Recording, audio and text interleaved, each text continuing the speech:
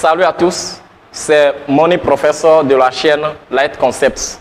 Je suis très ravi de vous rencontrer dans notre session hebdomadaire où nous publions des vidéos chaque semaine. Aujourd'hui, le thème s'accentuera sur crypto-monnaie africaine. Est-ce que cela vaut la peine? Soyez branchés. Pour le moment, je vais prendre un peu de thé et revenir.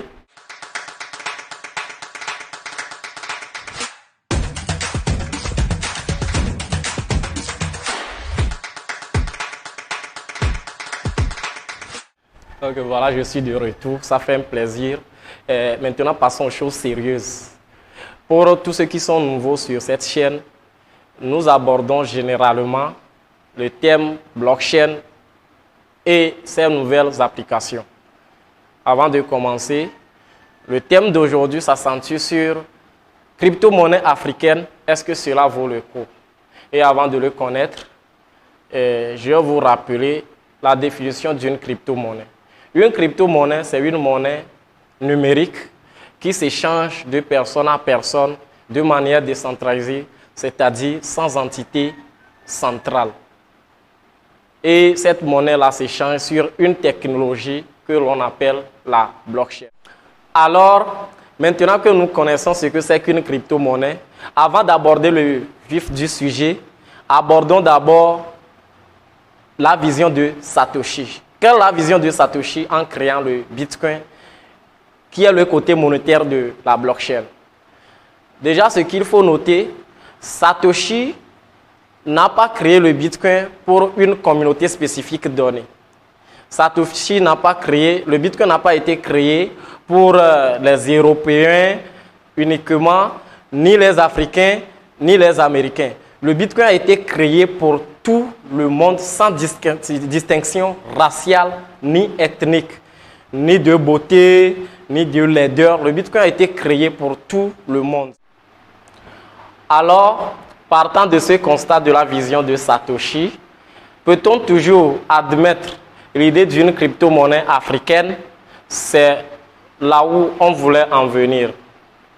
Aujourd'hui, la plupart de nos frères africains nous prennent comme des gens qui sont contre le panafricanisme parce que nous n'arrivons pas à consommer leur idée de projet cryptographique qu'ils admettent comme des projets panafricains qui veulent révolutionner l'Afrique uniquement. C'est l'exemple des projets comme les TBC qui sont des projets de l'abondance auxquels les Africains croient fortement.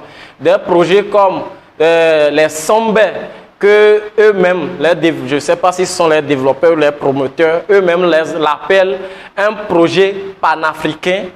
Est-ce que vraiment l'Afrique a besoin de faire sortir ces mots doux avant d'amener à l'adoption ou, bon, je ne sais pas quoi, des projets comme les Maimans, des projets comme AOC qui est voilà, une crypto-monnaie, une soi-disant crypto-monnaie bien sûr, divinement inspirée.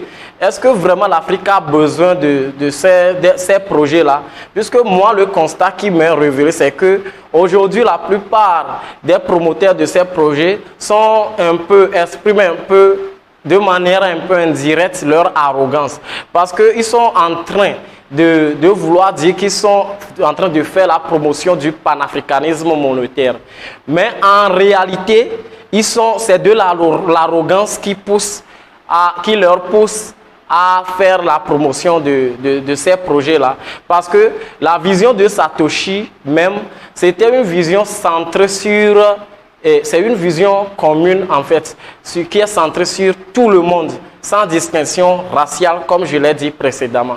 Mais dire qu'on crée aujourd'hui une crypto-monnaie uniquement pour l'Afrique et qui va faire sortir les Africains de la pauvreté, moi je trouve que peut-être ces gens-là n'ont pas encore vraiment compris l'idée de décentralisation, l'idée de Satoshi et la vision de la blockchain. Vraiment la vision de la blockchain, comme je l'ai dit, c'est une vision de décentralisation. Donc les Africains sont un peu, voilà, dans le but de faire la promotion de leur panafricanisme. Maintenant, j'ai eu à beaucoup bavarder sur ce sujet. Vous allez peut-être vous poser la question, quelle est la solution qu'apporte réellement ce gars? Et je ne vais pas assez bavarder à la suite. Je vais vous donner un peu mes approches, ce que je trouve être possible qu'on puisse faire. L'Afrique n'a pas besoin d'une crypto-monnaie africaine. L'Afrique a besoin d'une crypto-monnaie. Et cette crypto-monnaie peut être le Bitcoin, qui est la mère de toutes les crypto-monnaies. Et en se référant à l'adoption tout récente de l'El Salvador, qui est en train d'adopter le Bitcoin sur tout son territoire, en se référant également à la ville de Miami, qui est en train d'adopter le Bitcoin, en se référant à plein de pays qui sont en train de mettre un pas vers l'adoption de la crypto-monnaie.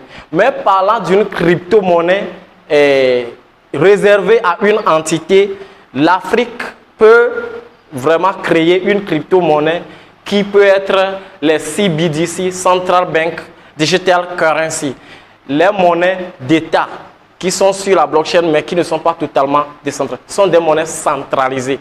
L'Afrique peut créer ces monnaies-là et les adopter. Ce sont des monnaies qui pourront être adoptées pour vraiment... Donc, ce sont des monnaies que l'Afrique peut adopter. Ça, il faut l'admettre. Parce que, mais dire qu'un individu dans un coin va se lever et aller créer une monnaie, soi-disant une monnaie panafricaine, c'est ce que cette personne-là n'a pas encore compris la vision de la décentralisation, la vision du Bitcoin, ou bien la vision du Bitcoin. Quand je parle du Bitcoin, je fais allusion à la première crypto-monnaie qui est venue avec sa blockchain. Merci. Donc, en résumé, comme je l'ai dit, l'Afrique a besoin de créer des central bank digital currency, des monnaies de banque centrale, comme l'a fait tout récemment le Nigeria, tout proche de nous ici, la Chine aussi qui a déjà mis en place son e-yuan et beaucoup d'États qui sont en train de mettre en place des monnaies d'État. Et vraiment, je trouve que ce sont ces approches, le Bitcoin et les Central Bank Digital Currency, qui seront une approche réelle aux solutions de la digitalisation monétaire en Afrique. Voilà ce que la version des faits, voilà ma version des faits. N'hésitez pas à liker si vous avez vraiment aimé, liker la vidéo, mettez un pouce comme ça. Et abonnez-vous à la chaîne pour ne pas rater les prochaines vidéos. Chaque semaine, nous enregistrons, nous publions vraiment au moins une vidéo par semaine. C'est notre programme sur les différentes innovations de la blockchain. Proposez-nous également des sujets si vous en avez en commentaire. Faites-nous des feedbacks et proposez-nous des sujets vraiment auxquels vous voulez qu'on puisse aborder avec vous. Nous avons jugé vraiment ce thème est un thème vraiment assez vague que je n'ai pas pu totalement aborder. Nous allons lancer un live afin de permettre à chacun de vous de vraiment avancer ce qu'il pense à propos du sujet. Et peut-être, je ne promets rien, peut-être on va inviter quelqu'un peut-être sur cette chaîne pour qu'il vraiment puisse être en live avec nous.